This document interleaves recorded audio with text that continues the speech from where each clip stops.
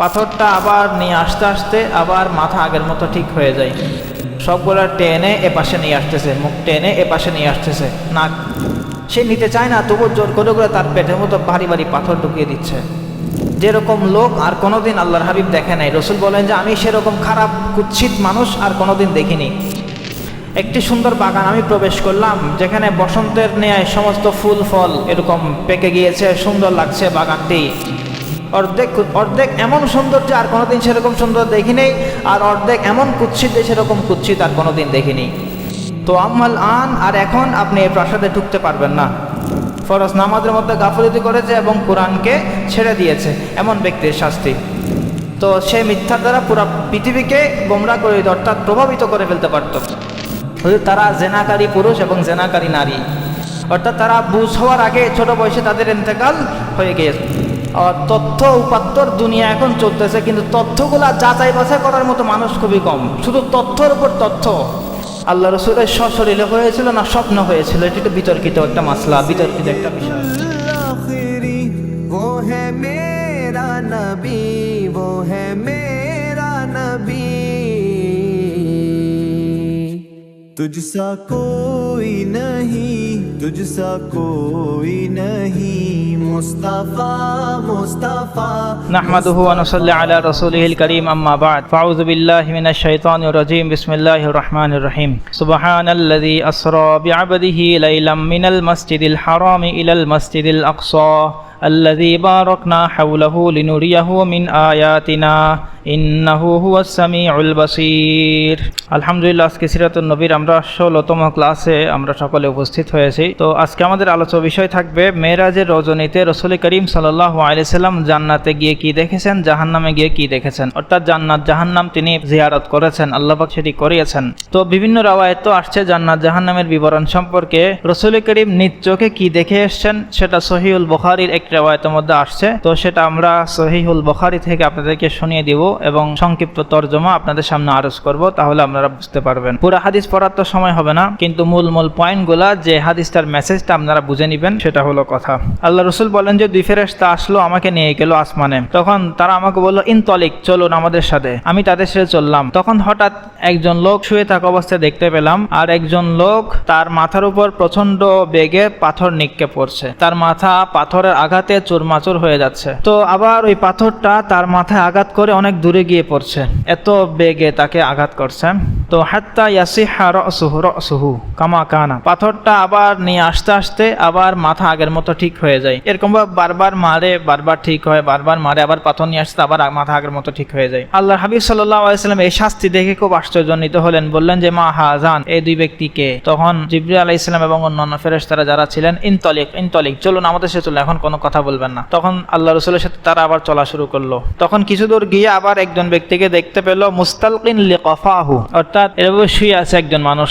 তো আর এক ফেরেশতার হাতে, আর এক ব্যক্তির হাতে কিছু পেরাকের মতো হুক ছিল, যে হুক দ্বারা সে তার মুখের এখানে চোয়াল, তার নাকের নাসিকার যে ছিদ্র এবং কানের ছিদ্র সবগুলা টেনে এপাশে নিয়ে আসতেছে, মুখ টেনে এপাশে নিয়ে আসতেছে, নাক টেনে উপর থেকে এখানে নিয়ে আসতেছে। তো এই পাশে ভালো, এই পাশে শেষ, এই পাশে আবার এই পাশ থেকে শুরু করে, এই পাশ করতে করতে আবার এই পাশ ভালো হয়ে যায়, আবার এই পাশ থেকে শুরু করে কন্টিনিউয়াস আযাব চলতেছে। এটার পরে আল্লাহ রাসূল আবার আশ্চর্য হয়ে গেলেন, এই 2 ব্যক্তিকে। তখন বললেন যে ইনতলিক, আপনি সামনে চলুন, এখন কিছু বলবেন না। তখন কিছু দূর যাওয়ার পরে দেখলো একটি বিশাল বড় চুলার নিচে অনেক ধাউ ধাউ করে আগুন জ্বলছে, অনেক বিশাল একটা গর্ত, সেখানে নিচ থেকে অনেক বড় বিশাল আগুনের এক কুণ্ডলী দেখতে পেল। সেখানে কিছু আওয়াজ শুনতে পেল, চিৎকার চেঁচামেচির আওয়াজ শুনতে পেল।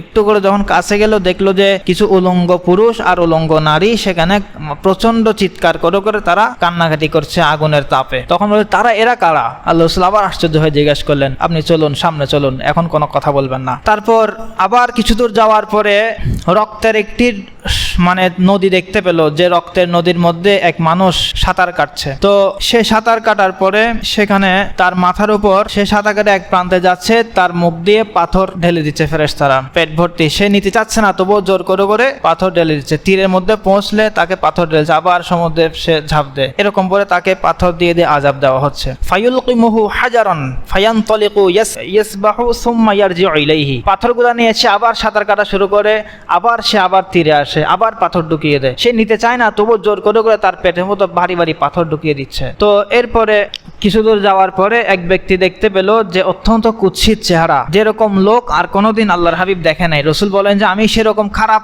কুৎসিত মানুষ আর কোনোদিন দেখিনি। ইনতলিক, এই মানুষটাকে বলছে ইনতলিক, সামনে চলুন, সামনে চলুন। এরপর আসার পরে জান্নাতের আলোচনা শুরু হয়েছে। এগুলো ছিল কিসের আলোচনা? জাহান্নামের আযাবের আলোচনা। এখন জান্নাতের আলোচনা শুরু হলো। ফাআতাইনা আলা রাউদাতিন মুতাম্মাতিন ফিহা মিন কুল্লি লাউনির রবি। একটি সুন্দর বাগান আমি প্রবেশ করলাম, যেখানে বসন্তের ন্যায় সমস্ত ফুল ফল এরকম পেকে গিয়েছে, সুন্দর লাগছে বাগানটি। সেই বাগানের মাঝখানে একজন লম্বা লোককে দেখতে পেলাম, যে এত লম্বা ছিল যে আসমান পর্যন্ত তার মাথা চলে গিয়েছে। তার চারপাশে কিছু মানুষ দেখতে পেলাম, ছোট ছোট বাচ্চা, ফুটফুটে বাচ্চা দেখতে পেলাম। তো রাসূল কারীম জিজ্ঞাসা করলেন, এই মানুষটা কে? লম্বা মানুষটা, আর এই ফুটফুটে ছোট ছোট বাচ্চাগুলো কারা? তখন বলেছেন ইনতলিক, ইনতলিক, সামনে চলুন, আরো সামনে দেখতে হবে, আপনাকে অনেক জিনিস দেখার বাকি আছে এখনো। আবার একটি বড় বাগানে গেলাম। লাম আরা রাউদাতুন কাত্তু আযমু মিনহা ওয়ালা আহসান। এই বাগান থেকে বড় বাগানও কোনোদিন দেখিনি, বড় সুন্দর বাগানও দেখিনি। তখন আমাকে বলা হলো এই বাগানের ভিতরে আপনি প্রবেশ করুন। তখন আমি সেখানে প্রবেশ করলাম। বাগানের ভিতরে প্রবেশ করলে একটি শহরের মধ্যে আমি প্রবেশ করলাম। দরজা দিয়ে এক শহরে প্রবেশ করলাম, যে শহরের মধ্যে এমন কিছু প্রাসাদ আমি দেখতে পেলাম, যে প্রাসাদের একটি ইট থাকবে আপনার স্বর্ণের, আর একটি ইট ছিল রূপার। একটি ইট কিসের? স্বর্ণের, আর একটি ইট রূপার। এগুলো দেখে আমি খুব আশ্চর্য হয়ে গেলাম, এত সুন্দর সুন্দর প্রাসাদ, এত সুন্দর সুন্দর বাগান। ফাতাইনা বাব আল মদিনা, ওই শহরের দরজা দ্বার প্রান্তে আমি এসে গেলাম। তখন আমি টক টক করলাম, নক করলাম, সবাই ফেরেশতারা সহ। ফাফুতিহা লানা, তখন ওই বাগানের দরজা আমাদের জন্য খোলা হলো। ফাদাখলনা, তখন আমরা প্রবেশ করলাম। ফাতালাক্কানা ফিহা রিজালুন শাতরুন মিন খালকিহিম কাআহসানি মা আনতা রাইন ওয়া শাতরু কাআকবাহি মা আনতা রাইন। ওই শহরের মধ্যে যখন আমি দরজা খুলে একটা জায়গায় প্রবেশ করলাম, সেখানে কিছু মানুষ দেখতে পেলাম, যাদের অর্ধেক সুন্দর অর্ধেক কুৎসিত। যাদের অর্ধেক সুন্দর অর্ধেক এমন সুন্দর যে আর কোনোদিন সেরকম সুন্দর দেখিনি, আর অর্ধেক এমন কুৎসিত যে সেরকম কুৎসিত আর কোনোদিন দেখিনি। তো এরপরে তাদেরকে বলা হবে যে তোমরা অমুক নহরে ঝাঁপ দাও, অমুক নদীতে ঝাঁপ দাও। তাদেরকে আদেশ করা হবে, তারা ঝাঁপ দেবে। তারপর ঝাঁপ দেওয়ার পরে নহর থেকে যখন উঠবে, ওই নদী থেকে যখন তারা উঠবে, তখন তাদের যে কুৎসিত চেহারার বিষয় ছিল সবগুলো দূর হয়ে যাবে।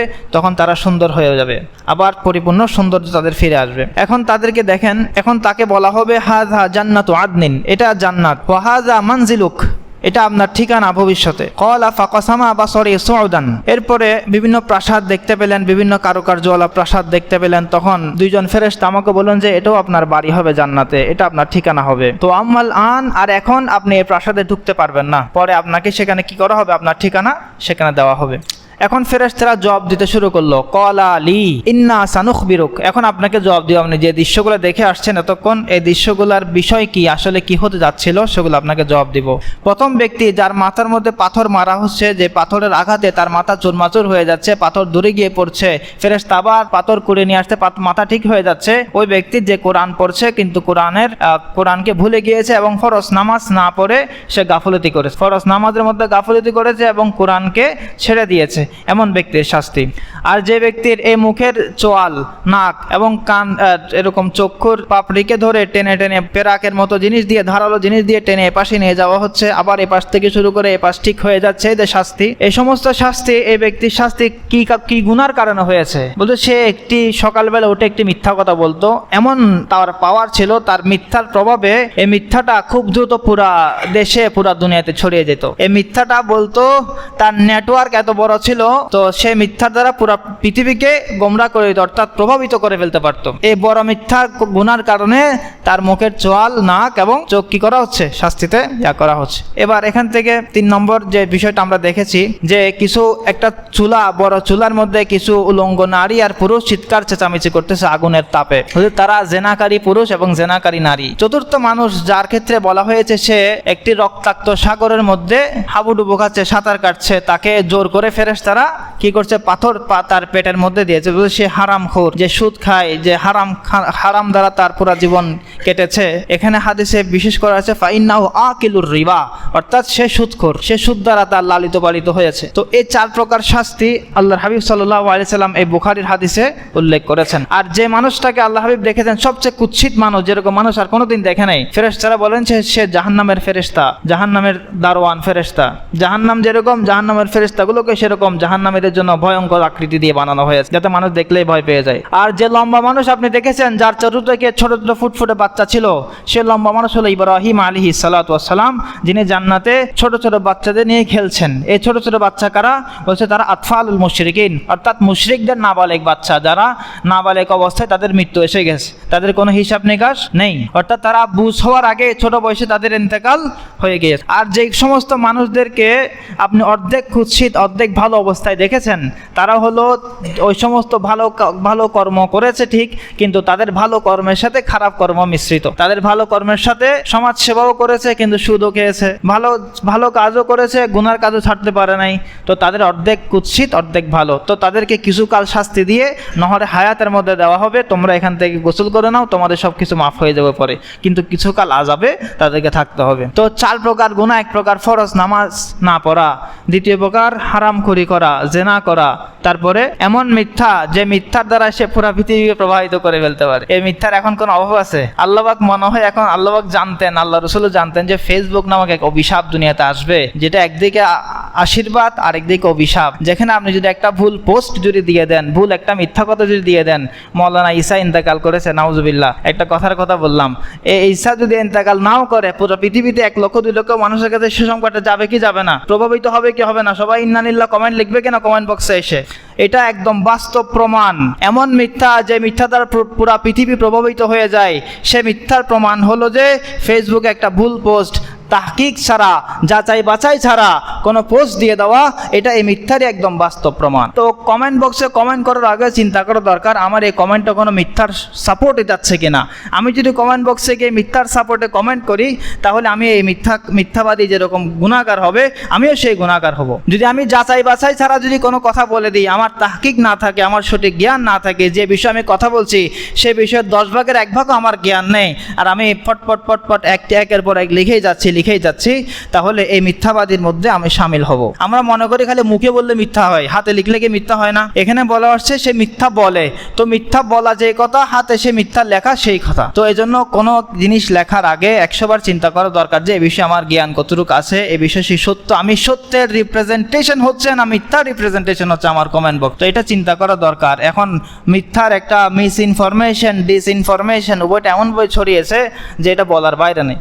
ইনফরমেশনের দুনিয়া এখন চলতেছে, মানে অর্থাৎ তথ্য উপাত্তর দুনিয়া এখন চলতেছে, কিন্তু তথ্যগুলা যাচাই বাছাই করার মতো মানুষ খুবই কম। শুধু তথ্যের উপর তথ্য, যে কোনো বিষয়ে আপনি এআই কে বলেন, চ্যাট জিপিটি কে বলেন, আপনাকে দিয়ে দিবে, কিন্তু এই দেওয়ার পরে এটা কি ভুল দিল না শুদ্ধ দিল, এটা যাচাই বাছাই করতে পারবে শুধুমাত্র জ্ঞানী মানুষরাই। তো এই জন্য ওগুলো নিয়ে সতর্ক থাকা, যেন আমার দ্বারা কোনো মিথ্যা রটনা না হয়ে যায়। তো এটা এই হাদিস থেকে আমরা বুঝে যাই সবচেয়ে বড় শিক্ষা। আমরা এই সিরাত কোর্স শুরু করার আগেই বলেছিলাম যে সিরাত আমরা এমনভাবে পড়বো, বর্তমান জামানার চ্যালেঞ্জগুলোকে আমরা সামনে রেখে পড়বো। তো সিরাত আমাদেরকে শিখাচ্ছে কিভাবে সোশ্যাল মিডিয়া ইস্তেমাল করতে হয়। সিরাত থেকে আমরা শিখতে পারছি কিভাবে সোশ্যাল মিডিয়ার সাথে আমাদের আচরণ হওয়া চায়। তো আমি একটা পোস্ট দেওয়ার আগে চিন্তা করা দরকার যে এটা কতটুকু রিপ্রেজেন্টেশন, কার পক্ষে যাচ্ছে, কার বিপক্ষে যাচ্ছে। একটি সংবাদ প্রচারের আগে 100 বার চিন্তা করা দরকার। লাগামহীন না হওয়া। মানুষ এখন মুখে যতটুকু মানে লাগামহীন, আগে মানুষ মুখে বেশি লাগামহীন ছিল, এখন তার থেকে বেশি লাগামহীন হয়ে যাচ্ছে পোস্টে আর কমেন্টে, কেউ তাকে বাধা দিতে পারছে না। তো এই বিষয়টা আমরা খেয়াল রাখবো ইনশাল্লাহ। এখান থেকে অনেক বড় শিক্ষা।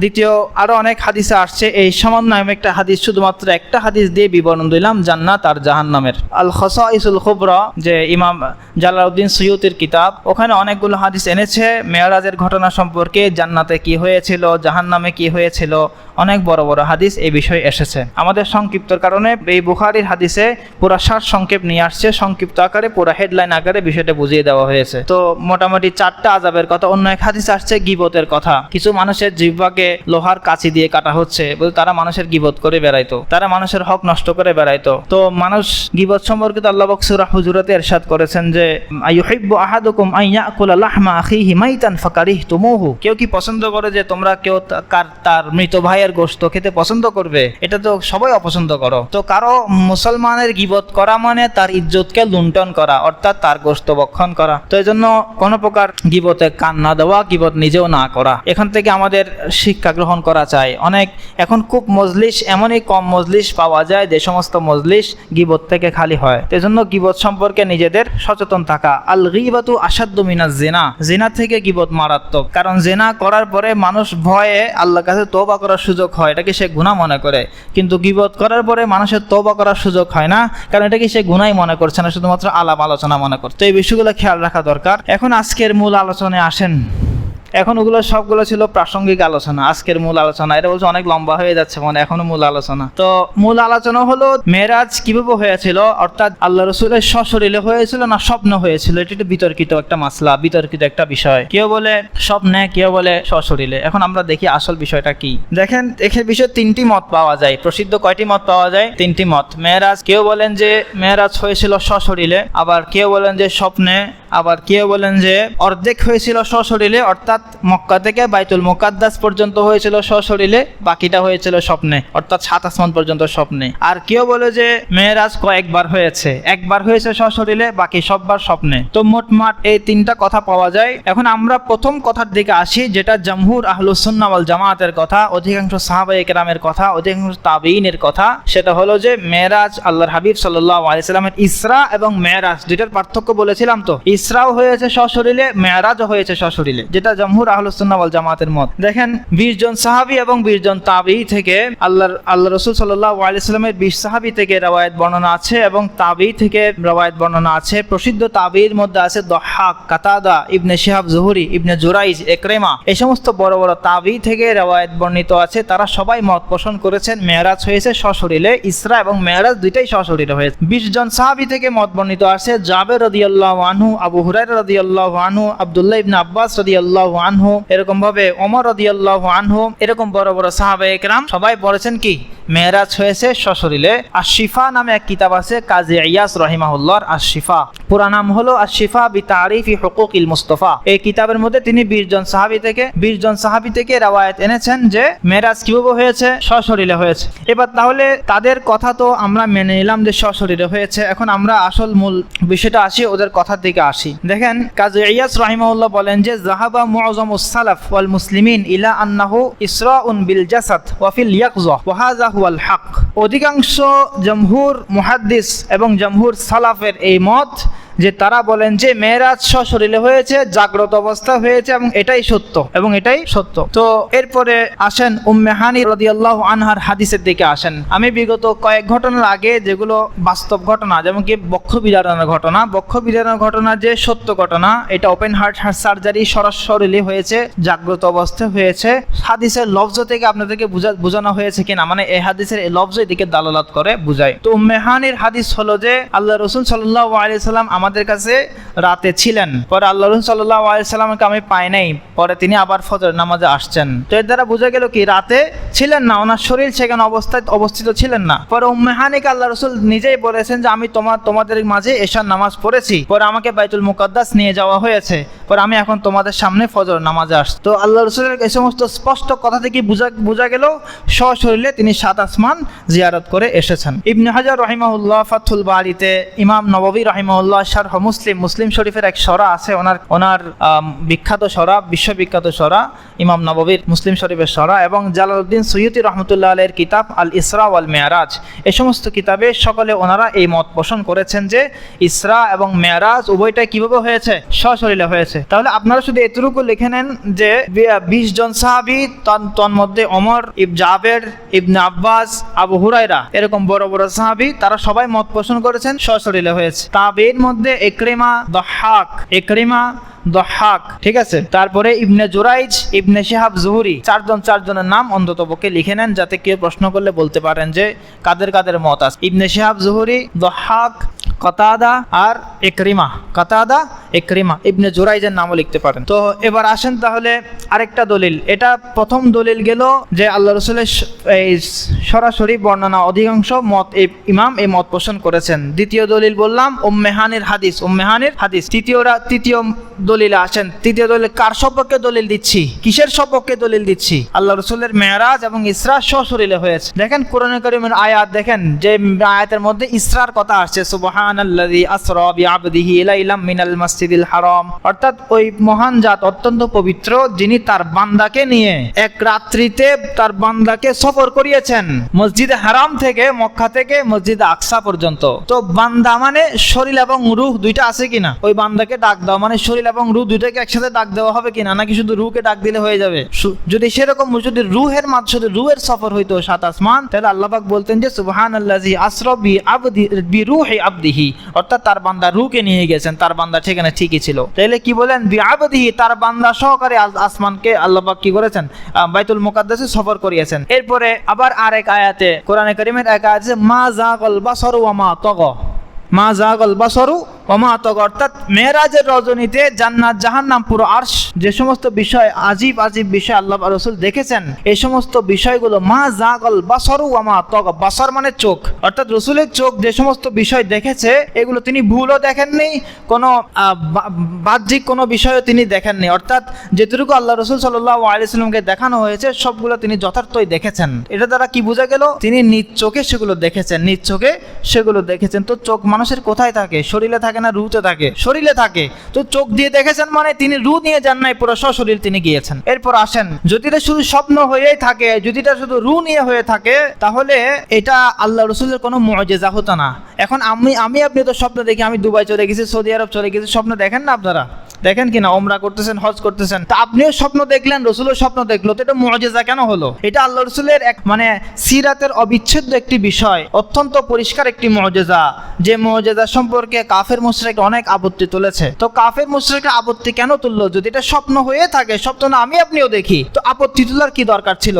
যেই মাত্র মেরাজের রজনী থেকে এসে সকালবেলা এই দাওয়াত প্রকাশ করলো যে আমি এই সফর করে আসলাম, তখন সমস্ত কাফেরা বলল যে এতদিন তো পাগল ছিল, এখন ডাবল পাগল হয়ে গেছে, এখন কি হয়ে গেছে, মাথা আরো খারাপ হয়ে গেছে, আমরা এখান থেকে এখানে যেতে কত সময় লেগে যায়, সে 7 আসমান ঘুরে আসলো এক রাত্রিতে, এটা পাগলের কথা ছাড়া আর কিছুই না। তো এই পাগল কেন বললো? যদি স্বপ্ন বলতো তাহলে কোনোদিন পাগলের এই কথা এরকম বলতো না কাফের মুশরিকরা। উম্মে হানি আল্লাহর হাবিবকে নিষেধ করেছেন, আপনি এখন এই কথা বললেন না, তাহলে মানুষ আপনাকে অপবাদ দিবে, আপনি আপাতত নীরবে রাখেন, পর আস্তে আস্তে বলেন। তো এই কথা উম্মে হানি কেন বললেন?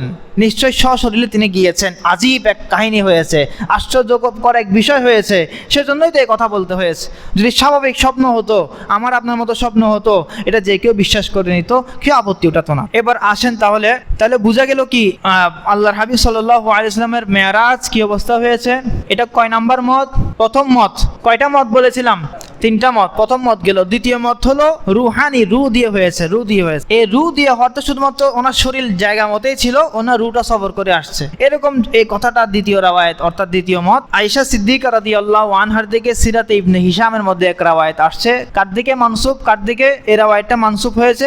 আয়েশা সিদ্দিকার দিকে, অর্থাৎ আয়েশা সিদ্দিকা এমন কথা বলেছেন রাদিয়াল্লাহু আনহা, যে তিনি বলেছেন যে মা ফুকিদা জাসাদু রাসূলিল্লাহি সাল্লাল্লাহু আলাইহি ওয়াসাল্লাম ওয়ালাকিন্নাল্লাহা উসরিয়া বিরূহিহি, আল্লাহ রাসূলের শরীর কি হন নাই, তখন বিছানা থেকে আলেক হন নাই, তিনি বিছানায় ছিলেন, শুধুমাত্র তার রূহটা কি হয়েছে, সফর করে আসছে। তো এই রাওয়ায়াত সম্পর্কে মুহাদ্দিস বলেন যে, মুহাদ্দিসিনে কেরাম বলেন যে এই রাওয়ায়াতটা ছেঁড়া টাকার মতো। ছেঁড়া টাকার মতো, তাহলে এটা কোন রাওয়ায়াত হবে আপনারাই বলেন? অত্যন্ত দুর্বল, দঈফ জিদ্দান, অত্যন্ত দুর্বল, ছেঁড়া টাকার মতো। এবার ছেঁড়া টাকার তো গত ক্লাসে বলেছিলাম যে অত্যন্ত দুর্বল, তো ছেঁড়া টাকার মতো, যেটা কোথাও চলবে না, যেটা কোথাও চলার মতো না, অত্যন্ত দুর্বল রাওয়ায়াত। তো এই আল্লামা জারকানি ওনার কিতাব আল মাওয়াহিবুল লাদুনিয়া, ওনার শরা আছে শারহুল মাওয়াহিবুল লাদুনিয়া, ওখানে বলেন যে হাযাল হাদিস লা ইয়াসিহু, এই হাদিসটা সহিহ নয়, ইন্নামা বুদিআ, এই হাদিসটাকে বানানো হয়েছে রদ্দান লিল হাদিসিস সহিহ, এক সহিহ হাদিসের বিপরীত একটা পক্ষ দাঁড় করানোর জন্য এই হাদিসটাকে বানোয়াট একটা হাদিস বানানো হয়েছে। তাহলে আম্মাজান আয়েশা সিদ্দিকা রাদিয়াল্লাহু আনহার দিকে নেসবতকৃত যে হাদিস, এই হাদিসটা চলার মতো, এই হাদিসটা দঈফ জিদ্দান, অত্যন্ত দুর্বল। আরেকটা, এই হাদিস যে দুর্বল সেটা একটু লজিক্যালি বুঝেন। তিনি এখানে এক শব্দ আসছে মা ফুকিদা জাসাদু রাসূলিল্লাহ, আল্লাহ রাসূলের শরীর মানে যায়নি, এটা হাদিসের তরজমা। আর এক হাদিসে এই হাদিসটা অন্য এক শব্দে এসেছে মা ফাকাততু জাসাদা রাসূলিল্লাহ, আমি রাসূলের শরীরকে হারাইনি, মানে আমার কাছ থেকে রাসূলের শরীর অদৃশ্য হয়ে যায়নি। অথচ এটা হওয়া সম্ভবই না। তখন আল্লাহর হাবিবের সাথে আয়েশা সিদ্দিকা রাদিয়াল্লাহু আনহা সংসার শুরু হয় নাই, যখন মেরাজ হয়েছে তখন আয়েশা সিদ্দিকার সাথে মক্কা জীবনীতে আয়েশা সিদ্দিকার সাথে কার মেরাজ হয়, কার সংসার শুরু হয় নাই, আল্লাহ রাসূলের রুখসাতি হয় নাই, সংসার শুরু হয় নাই। তো সংসার শুরু না হলে তিনি কিভাবে বলতে পারেন যে আমার বিছানা থেকে আল্লাহ রাসূলের শরীর যায় নাই? এটা কিভাবে বলবেন? অসম্ভব কথা। তো তাহলে বুঝা গেল এই রাওয়ায়াতটা বানোয়াট। এই রাওয়ায়াতটা কি? বানোয়াট। জাল না বললে অনেকে দঈফ জিদ্দান বলেছেন, অনেকে মাউযু বলেছেন, অনেকে একবারই এটাকে জালও বলেছেন। আরেকভাবে বুঝেন যে এই রাওয়ায়াতটা মানে দুর্বল, সেটা আরেকভাবে বুঝেন। আমরা 12 রবিউল আওয়ালের ব্যাপারে কি বলেছিলাম? 12 রবিউল আওয়ালের রাওয়ায়াতের মধ্যে কি আছে? গ্যাপ আছে, ইনকিতা আছে, বিচ্ছেদ আছে, কি আছে? বিচ্ছেদ আছে, মানে একজন আরেকজনের সাথে দেখা হয় নাই। ইবনে ইসহাক এই রাওয়ায়াতটা বর্ণনা করেছেন যে ইবনে ইসহাক বলেন যে হাদ্দাসানি বাদু আলী আবি বকর, আবু বকরের কিছু বংশের মানুষ আমাকে বলেছে, আবু বকরের বংশের কিছু মানুষ বলেছে, কোন মানুষ জানা নাই। তো এই রাওয়ায়াতটা মাজহুল রাবি দ্বারা, কি মাজহুল মানে যে রাবি সম্পর্কে জানা যায়নি কে বর্ণনা করেছে। অর্থাৎ আমরা সিরাতের প্রথম দিন বলেছি যার ইতিহাস আমাদের কাছে নির্ভরযোগ্য সূত্র বর্ণিত আছে তিনি হলেন মুহাম্মদ রাসূলুল্লাহ সাল্লাল্লাহু আলাইহি ওয়াসাল্লাম। আমরা সিরাতের ওই কথাটাই বলবো যেটা আমাদের কাছে নির্ভরযোগ্য সূত্রে পৌঁছেছে। তো আম্মা জান আয়েশা সিদ্দিকার এই হাদিসটাকে আমাদের কাছে নির্ভরযোগ্য সূত্রে পৌঁছেছে না পৌঁছেনি। তো যে এই সমস্ত কারণে আমাদের বলতে হবে যে এখানে কি আছে, দুর্বল আছে। এরপর আরেকটা রিওয়ায়াত আছে মুআবিয়া রাদিয়াল্লাহু আনহু থেকে বর্ণিত যে ওনার সশরীরে হয়নি, রূহের মাধ্যমে হয়েছে। কার কোন সাহাবী থেকে বর্ণিত? প্রথম রিওয়ায়াত কার ছিল? আয়েশা সিদ্দিকা। এখন মুআবিয়া রাদিয়াল্লাহু আনহুর রিওয়ায়াত। তো মুআবিয়া রাদিয়াল্লাহু আনহুর রিওয়ায়াতের মধ্যে এটা দুর্বল হওয়ার কারণ হলো এখানে ইনকিতা আছে, যেটা কিছুক্ষণ আগে বলেছিলাম যে ইনকিতা মানে বিচ্ছিন্নতা। অর্থাৎ মুআবিয়া থেকে যিনি বর্ণনা করেছেন ইয়াকুব ইবনে উতবা, ইনি মারা গিয়েছেন কত সালে? ইনি জন্মগ্রহণ করেছেন 128 হিজরিতে, আর মুআবিয়া রাদিয়াল্লাহু আনহু ইন্তেকাল করেছেন 60 হিজরিতে। তো ওনাদের মধ্যে মুলাকাত সম্ভব হবে কোনোদিন? আপনি আমার জন্মের আগে দুনিয়া থেকে চলে গেছেন, তাহলে আপনার সাথে আমার কিভাবে মুলাকাত হবে? অর্থাৎ মুআবিয়া রাদিয়াল্লাহু আনহু যখন মারা গিয়েছেন, ইন্তেকাল করেছেন, এর আরো প্রায় 50 বা 40 বছর পরে কার জন্ম হয়েছে? মুসা ইবনে ইয়াকুব ইবনে উকবার। তাহলে কিভাবে মুলাকাত হবে? তাহলে এই রাওয়ায়াতের মধ্যে বিচ্ছিন্নতা পাওয়া যাচ্ছে কিনা, ইনকিতা পাওয়া যাচ্ছে, এই রাওয়ায়াতটা শুদ্ধ না। তাহলে আমরা বুঝতে পারি যে আয়েশা সিদ্দিকার দিকে যে রাওয়ায়াত মানসুব সেটা অত্যন্ত দুর্বল, মুআবিয়া রাদিয়াল্লাহু আনহু থেকে যে রাওয়ায়াত মানসুব সেটার মধ্যে ইনকিতা পাওয়া যাচ্ছে, বিচ্ছিন্নতা পাওয়া যাচ্ছে, যার কারণে সে রাওয়ায়াত গ্রহণযোগ্য হবে না। ইমাম কুরতুবী রাহিমাহুল্লাহ ওনার কিতাবের মধ্যে লিখেছেন যে তাফসিরে কুরতুবী, যেটা অসংখ্য প্রসিদ্ধ এক তাফসিরের কিতাব, ওখানে বলেন যে ইবনে আব্বাসের যে কৌল, ইবনে আব্বাসের কি কথা, ইবনে আব্বাস কি বলেছেন? আল্লাহ রাসূলের সশরীরে হয়েছে না রূহের মাধ্যমে হয়েছে? সশরীরে হয়েছে। তো ওয়া বিকৌলি ইবনে আব্বাস ক্বালাত আয়েশা ওয়া মুআবিয়া, অর্থাৎ ইবনে আব্বাসের যে কথা সেই কথাটাই আয়েশা সিদ্দিকার কথা ছিল, মুআবিয়ার কথা ছিল। এই সমস্ত মন গড়ত রাওয়ায়াত বানিয়ে ওনাদের একটা কথা মনসুব করে দেওয়া হয়েছে, নির্দিষ্ট করে দেওয়া হয়েছে, এটা এমন কথা বলেছে। তৃতীয় মতামত বলো যেটা আমি বলেছিলাম, কয়েকবার মেরাজ হয়েছে, কোনোবার হয়েছে সশরীরে, কোনোবার হয়েছে কিভাবে? স্বপ্নে বা রূহের মাধ্যমে। আরেকটা মত পাওয়া যায় এই তৃতীয় মতের আন্ডারে, আরেকটা মত যে ইসরা, যেটাকে বলা হয় ইসরা মানে কি? বাইতুল্লাহ থেকে বাইতুল মুকাদ্দাস পর্যন্ত যে সফর, সেটাকে বলে ইসরা হয়েছে সশরীরে, 7 আসমান পর্যন্ত যাওয়া হয়েছে কি হিসেবে? অর্থাৎ রূহের মাধ্যমে। এটা একটা মত পাওয়া যায়। তো আমাদের কোরআন হাদিসের আলোকে, কোরআন আয়াত থেকে আমরা বুঝলাম মা যাগাল বাসার ওয়া মা তাগা থেকে বুঝলাম, সুবহানাল্লাযী আসরা বিআবদিহি থেকে বুঝলাম, আরো হাদিস থেকে বুঝলাম, উম্মে হানির হাদিস থেকে বুঝলাম। এত সবগুলো হাদিস থেকে আমাদের কি বুঝে আসে? মেরাজ কি সশরীরে হয়েছে নাকি রূহের মাধ্যমে হয়েছে, অর্থাৎ স্বপ্নের মাধ্যমে হয়েছে? সশরীরে হয়েছে। এবং অধিকাংশ রাওয়ায়াত, অধিকাংশ ইমাম, অধিকাংশ মুহাদ্দিস, অধিকাংশ উলামা, উম্মতের জমহুর তবকা এই কথা মেনে নিয়েছেন যে সশরীরে আল্লাহ হাবিব সাল্লাল্লাহু আলাইহি ওয়াসাল্লাম 7 আসমান, জান্নাত, জাহান্নাম জিয়ারত করে এসেছেন। আজকে এখানেই থাক।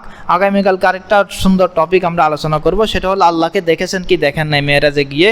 এই বিষয়টা বিতর্কিত, কালকে ইনশাআল্লাহ আলোচনা হবে। শুধুমাত্র সশরীরে কতটা বেশি বিশুদ্ধ, কতটা অধিকাংশ ইমাম গ্রহণ করেছেন। কারো কোনো প্রশ্ন থাকলে বলতে পারেন। কারো কোনো প্রশ্ন আছে নাকি? প্রথমে বকা টকা শুনে সব প্রশ্ন শেষ? আজকে কোনো প্রশ্ন নাই? মেরা নবী वो है मेरा नबी, तुझसा कोई नहीं, तुझसा कोई